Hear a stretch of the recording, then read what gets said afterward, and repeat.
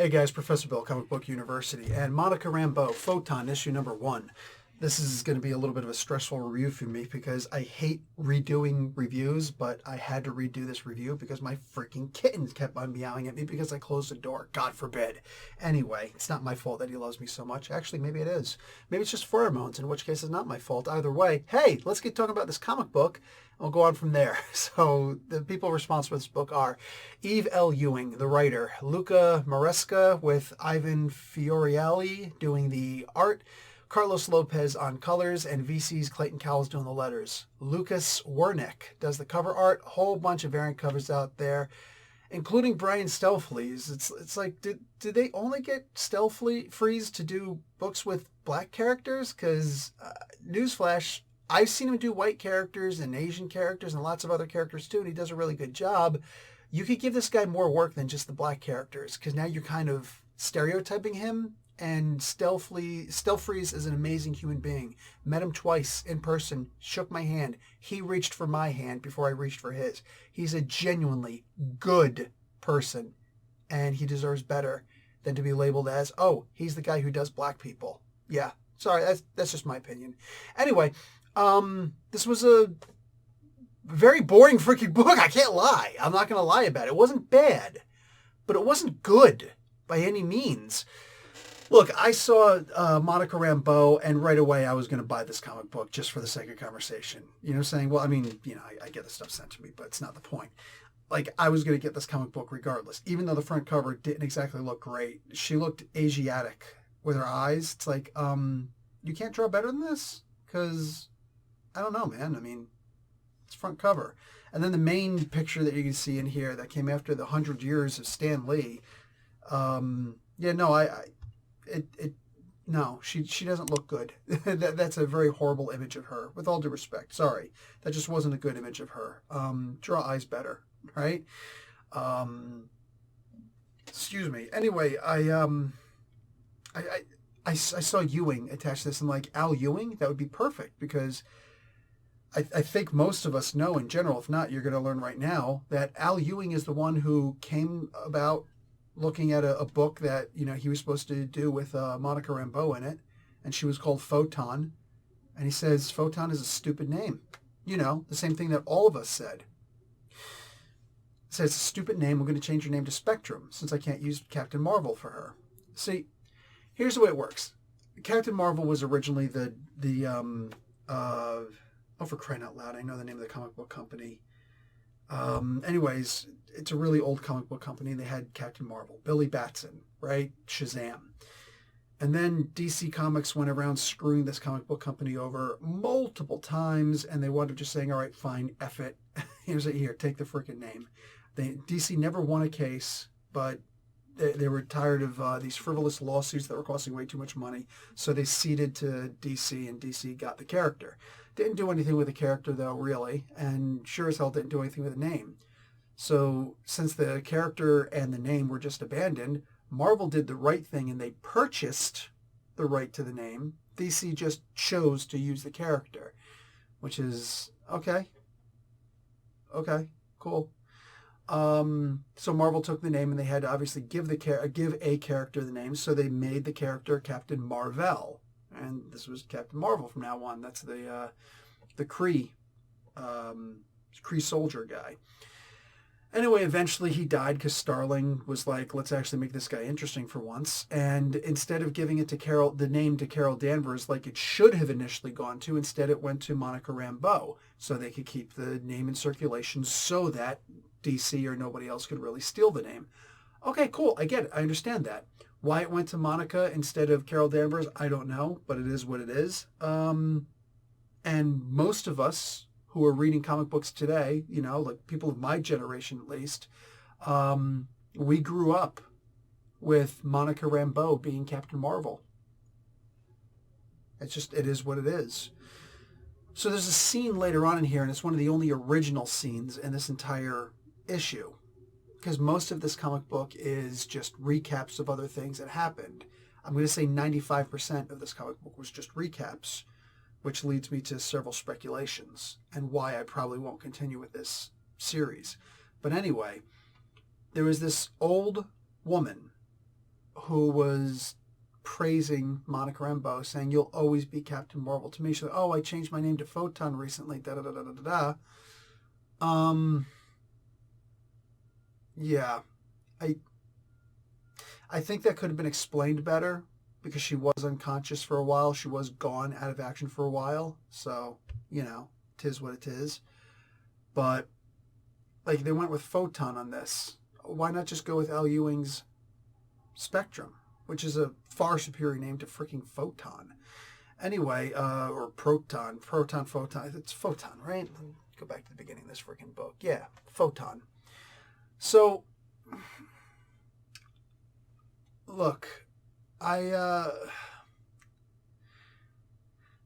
think that this whole entire book is not just a recap, but it's actually going back and looking at this as though when Monica was hurt and went out of action, this is her when she initially came back in action. So all of this is a comic book in the past. Now, maybe there's some place that explains all of this, that, oh, let's go back 20 years when Monica first woke up and da-da-da-da-da and all this stuff. Maybe that exists out there. Maybe there's some place out there that says that, hey, if you buy this comic book, this is what you're in store for. The problem is that information was not in this comic book itself. And I said multiple times, this might be your first video you're ever listening to me, talk, where I say, I do not look at those things. My view on looking at the comic books is I want to see I want to go into this as blank as possible. I don't want to go in here as one of the insiders, because none of us are insiders, for Christ's sake, unless we actually work for Marvel. So I'm not going to try and pretend I'm an insider. It's like, oh man, I talked to somebody and they said, nobody told me anything. You know what I'm saying? I didn't start researching. I'm not going to research somebody's comic book. Why am I going to do your marketing for you? This is close enough. This is the most marketing that these books ever get, right? Is comic book reviewers like me. Very few comic book reviewers out there, but in general, just people who are going to talk about the comic books and the characters. We do free marketing for these guys, and we look for a couple of pittance and pennies doing this stuff, and they get all this marketing, is what it is. We do this on our own. I'm not, make no mistake, I'm not complaining or saying that my lot in life is not good. No, it's not the case at all. What I am saying is, if you're not going to put any effort into the marketing, why should I go out of my way to look at the little pittance that you guys do? I'm talking about Marvel here. So if it doesn't say in this comic book exactly what's happening, then the fault is the writer. The fault is the editor. The fault are all the people in charge of producing this book. It should be in here exactly what it is that I'm reading. Because if I didn't already know the history of Monica Rambeau, I have no idea why she's being called Photon again. I'm pissed because Spectrum was a better name, and I grew up with Captain Marvel anyway. That's the thing. The only original content in this book is a woman saying, "You'll always be my Captain Marvel." And they made it an old one, like a boomer. They made her a black woman. And Monica's taking responsibility for conscientiously changing her name from Captain Marvel, one of the coolest freaking names ever, and especially in a Marvel comic character, Marvel Comics book, to Photon? You chose that name? So you're telling me that you're not creative, Monica. That's what you're telling me, right? No, just say I was out of action for a while. Somebody else took the name in my honor and the honor of somebody, the person who I took the name from, in honor of him. So the title just kind of moved on. And, we don't really copyright these things. Like a little inside joke, we don't really copyright these things. So I just took the name Photon instead. That's not a big deal. That's not hard. And then the person say, "You'll always be my Captain Marvel anyway." Because you know what? It doesn't have to be a boomer. And I don't know how many boomers are reading these comic books and saying, "Yeah, that's my Captain Marvel." The boomers are saying no. The father of Genevieve, he's Captain Marvel. Marvel is Captain Marvel, But for me, I look at him like, yeah, Monica Rambeau will always be my Captain Marvel. I'll call her Spectrum, but she'll always be my Captain Marvel. It is what it is, knowing and respecting what Marvel is. And Shazam.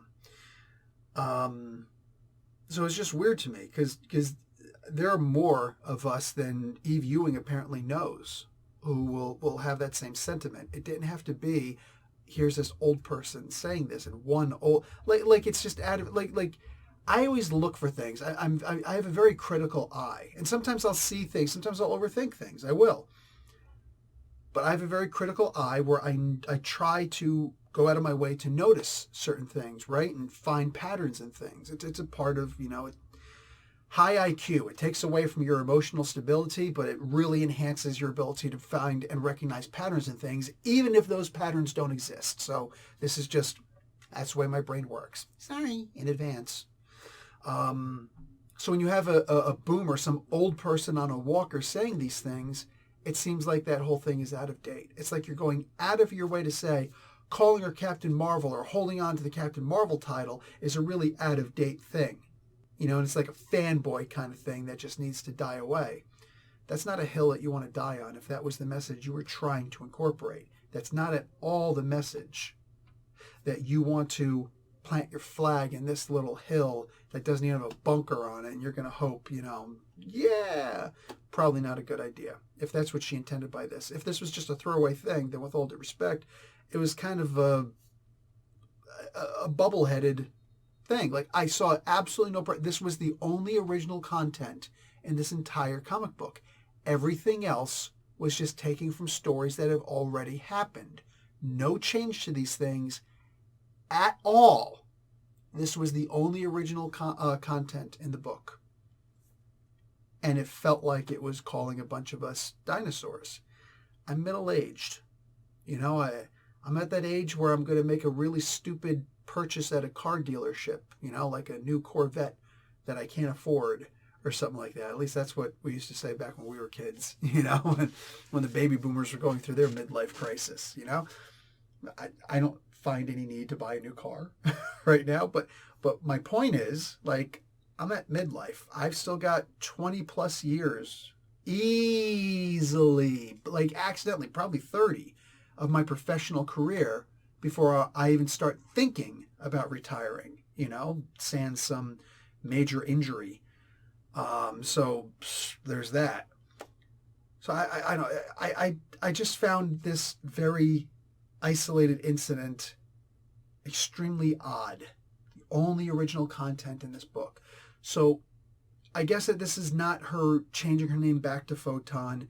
This is her remembering when her name was Photon and taking it from there, and just because it looks like even the next issue is going to be those old Avengers where Thor was awesome, written by Walter Simonson, and wearing that armor that was protecting him because he was hella cursed at the time. To me, the absolute best ever, incomparably best version of Thor ever was when Thor was hella cursed. It was amazing.